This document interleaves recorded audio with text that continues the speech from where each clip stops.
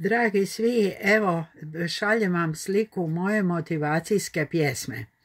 Ona je nastala tako da je moja draga suradnica dobila zadatak da iz zdravstvenih razloga hoda. I sad sam ja mislila kako da joj u tome dadem podršku. Naravno, to šta moja suradnica treba hodati, to se odnosi i na mene i na mnoge od vas. Pa evo vidite kako glasi pjesma i nadam se da možda može utjecati na vaše ponašanje. Pjesma je kao i sve pjesme koje žele postići efekat, napisana u dijalektu, jer je dijalekt bliži srcu. Dakle, kako glasi motivacijska pjesma?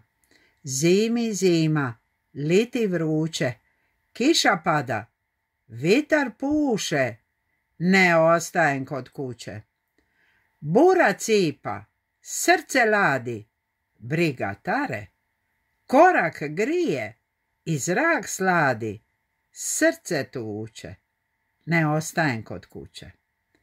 Eto, nadam se da vam se pjesma svidjela i da ćete je možda dalje proširiti i poslati nekome koga će potaknuti da hoda.